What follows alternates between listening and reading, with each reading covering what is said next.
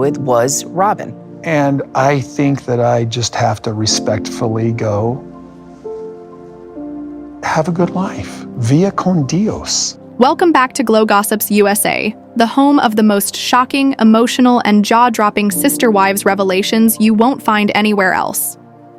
If you think you know the Brown family, think again, because today we're taking you straight inside the courtroom where love, loyalty, and years of faith collapsed in front of cold, unflinching justice.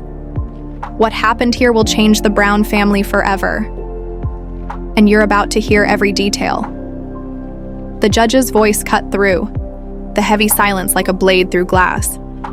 Order in the court. The words were crisp, commanding, and the sound of the gavel striking wood echoed like thunder in the still air. This wasn't just a hearing. This was a public dissection of a family once paraded as the shining example of faith, unity, and love, now splintered into a battlefield. The room was packed wall to wall, attorneys clutching thick binders, reporters scribbling frantically, and spectators holding their breath. The tension was so thick, it felt like the air itself might shatter.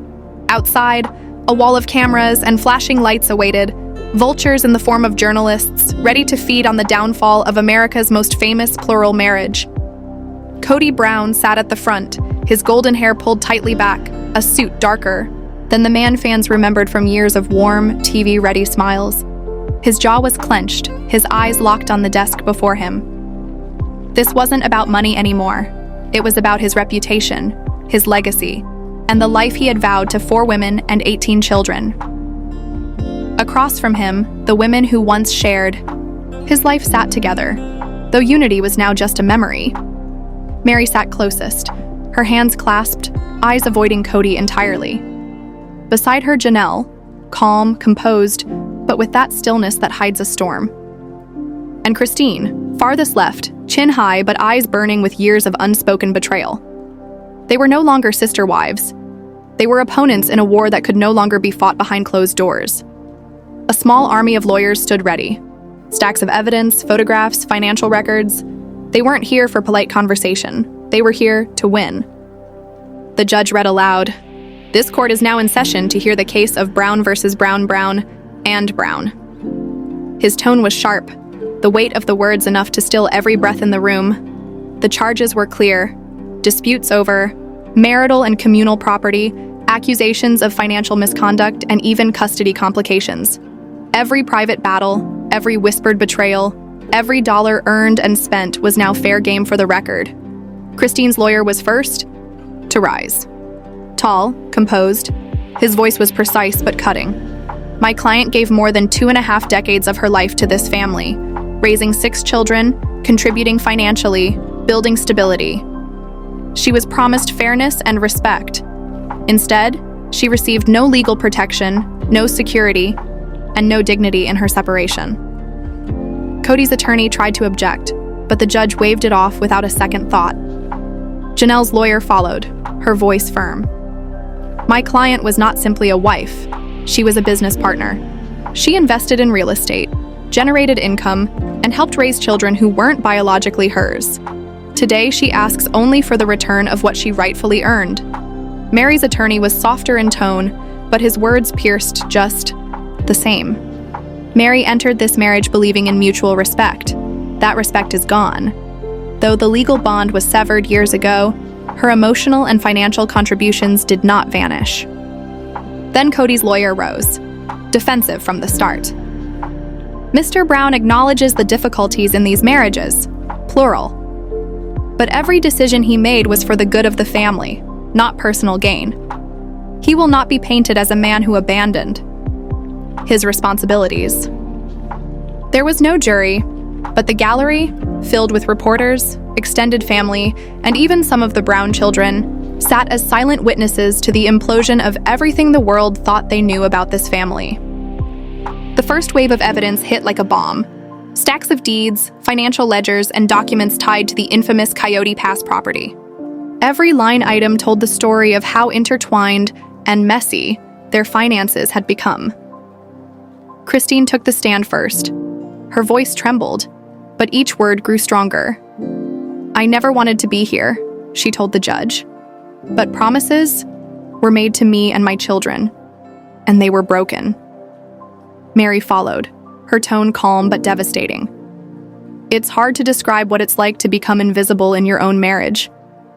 But that's what happened. I stayed longer than I should have, and I refused to let my contributions be erased." Janelle was next, direct, measured. "I handled the money. I budgeted. I planned for our future. But somewhere along the line, that future stopped being ours and became mine alone." Finally, Kody walked to the stand. His steps were slow, deliberate. His voice carried both frustration and an unmistakable undertone of loss. "I loved them," he said, glancing at each woman. "All of them, in my own way. I made mistakes.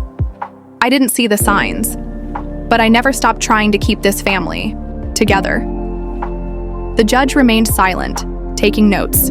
The women's table stayed motionless, faces unreadable. Then, the gavel fell. "Court adjourned. We will reconvene tomorrow at 9 a.m.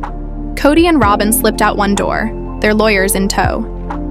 Meri, Janelle, and Christine left through another, together in body, but divided in every other way. Their lawyers carried boxes of evidence, but it was the emotional baggage that weighed most heavily. The trial had only just begun. But one thing was already certain. No matter the outcome, the Brown family as the world knew it was gone forever. Beneath the public smiles and carefully crafted image, their foundation had always been crumbling. What the world thought was harmony was nothing more than a fragile house built on sand, and the tide had finally come in. I don't care what broke us up. We know that we weren't good together. The courthouse steps were buzzing, camera shutters snapping like a swarm of bees every time a familiar face appeared. Kody Brown was the first to arrive, dressed in a crisp black suit that seemed too stiff for his usually laid-back image. His jaw was tight, his eyes locked straight ahead. He didn't wave, he didn't smile. If he heard the reporters calling his name, he gave no sign. Moments later, Christine stepped out of a black SUV with her attorney by her side. She wore a muted green jacket, her hair pulled back, her expression almost too calm, the kind of calm you master after years of hiding your feelings. Janelle slipped in quietly through a side entrance, avoiding the media frenzy. Meri kept her head down, lips pressed into a thin line. The only one missing from the scene was Robyn, who would arrive later to sit near Kody inside the courtroom. Inside, the air was thick with tension. Kody sat at a polished table beside his lawyer, a fast-talking man known for tearing apart. Witness credibility. Across the aisle sat 3 separate legal teams, one for each wife. It was a silent reminder. These women weren't united anymore. The judge, a silver-haired woman with piercing blue eyes, was famous for patience and for cutting through theatrics when they wasted time. From the look on her face, she already knew she'd need both skills today. The opening arguments were a battle of narratives. Kody's lawyer went first, his voice smooth and calculated. "This case isn't about broken hearts," he told the judge. "It's about fairness.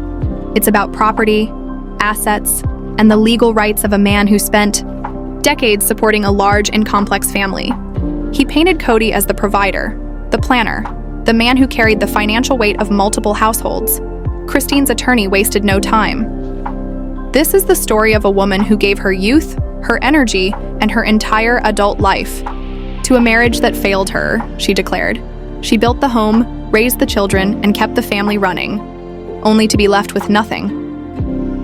Janelle's lawyer was equally direct, pointing out how she had supported herself and her kids for years, while the family's collective funds seemed to flow into just one home, Robyn's.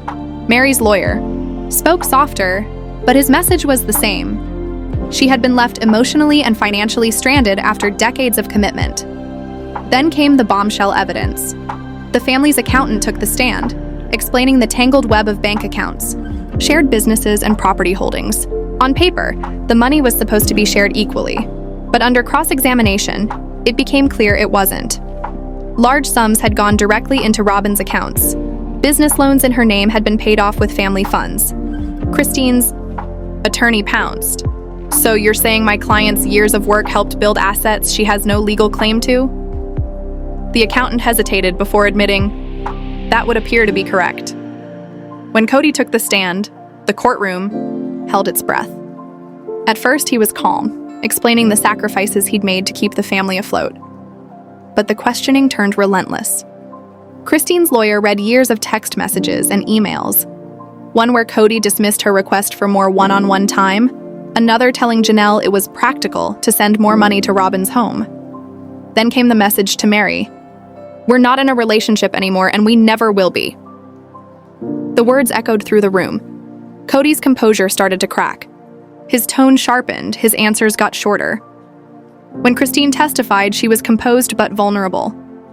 Her voice wavered as she described years of feeling invisible, trying to keep peace among the wives while swallowing her own pain. "I didn't want to leave," she told the judge. "But I couldn't teach my kids it's okay to stay in a marriage where you're not valued." Kody's attorney pressed hard on Christine's financial habits, hinting that she had been living off the family's wealth for years. But Christine stood her ground, giving clear, firm answers. She described buying her own groceries, paying for her own vacations, and covering home repairs from her personal funds, without touching the family pool. Janelle's testimony was calm, but laced with quiet anger. She recounted years of supporting herself and her children entirely on her own, even lending Kody money that was never repaid. Meri's voice was softer, but her words cut deep. She spoke of emotional isolation, public humiliation, and the way she had been treated by the very family she helped build. By midday, the tension in the courtroom was electric. Every pause felt heavy, every objection sharp and personal. More than once, the judge had to restore order. Then came the moment that would play over and over on social media, Kody's outburst.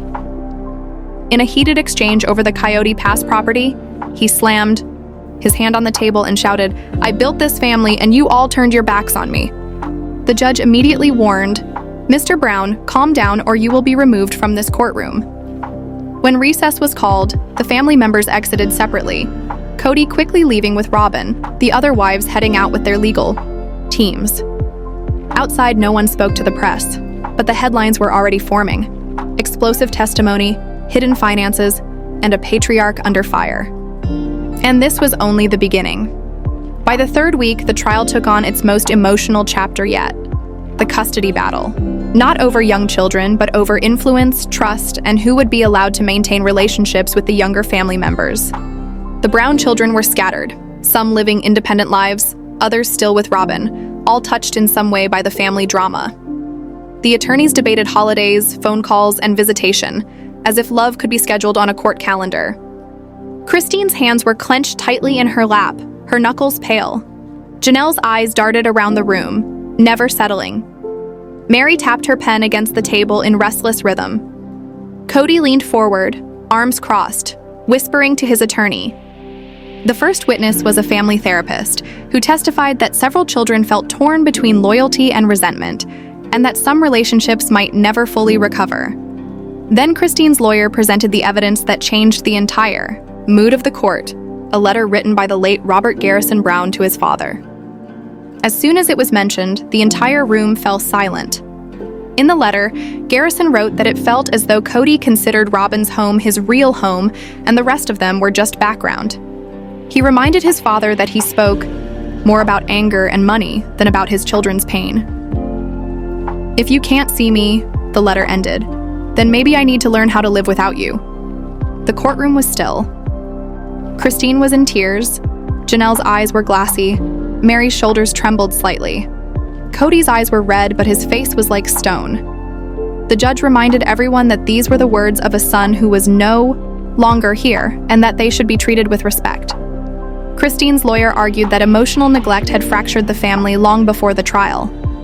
Kody spoke softly, saying he had always loved his son and had never abandoned him, but the damage was done. On the final day, the air in the courtroom was heavy. Judge Patricia Hall delivered the verdict. The Kody Pass property would be sold, with proceeds split evenly between Kody, Christine, Janelle, and Meri. Christine would receive $450,000, Janelle $350,000, and Meri $150,000 in settlements. Robyn would retain primary guardianship of the minor children, though the court strongly urged her to keep connections open with Christine and Janelle. The judge ended by referencing Garrison's letter, calling it a reminder of the importance of emotional presence in a family. The final strike of the gavel ended the case, but not the story. That evening, Kody sat in his living room with court papers in his hands, Robyn speaking softly on the phone. Christine was unpacking boxes in her new home. Janelle confirmed weekend plans with her kids. Meri lit a candle and took a deep, quiet breath. The trial was over, but the Brown family's wounds were far from healed.